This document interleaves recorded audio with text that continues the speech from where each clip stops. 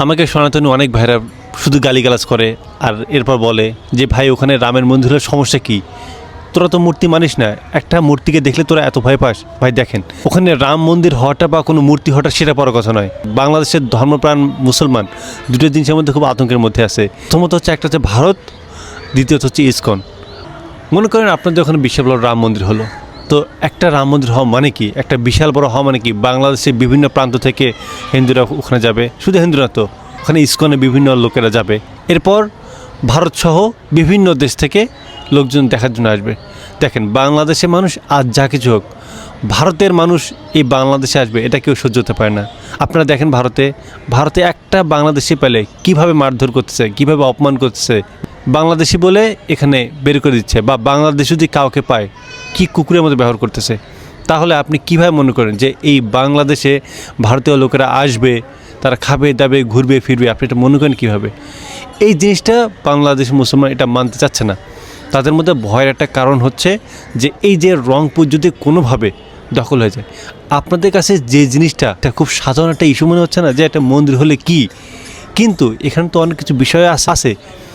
আপনার কাছে, আপনি বাংলাদেশে হিন্দুর কাছে আপনার মনে হচ্ছে একটা তীর্থস্থান, বাট অন্য দেশের লোকদের কাছে ওই জিনিসটা একটা দখলের একটা পায়তারা।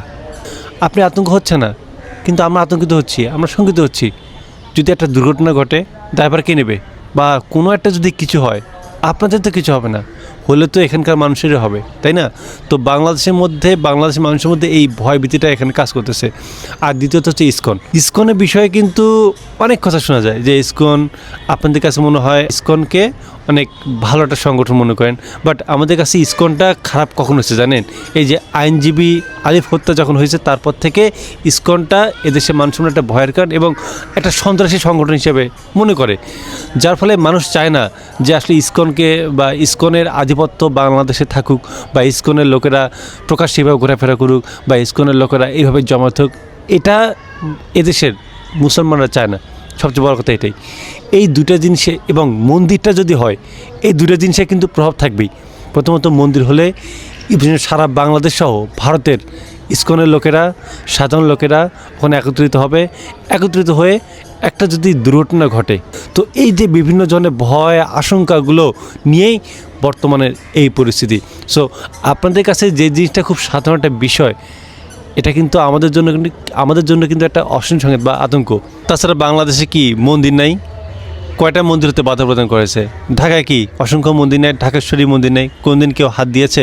আনাচে কানাচে কত মন্দির আছে, কোনো সমস্যা হয়েছে? এটা দিয়ে কেন? কারণ এটা সেন্সিটিভ জায়গায়। কেন ওই যে টাঙ্গাইলে তো হচ্ছে, কেউ কোনো কথা বলছে? তো সেন্সিটিভ জায়গাগুলোতে না করলে তো হয়। আর আপনাদেরকে যে ওখানে করতে হবে এমনটা কোনো কথা নয়।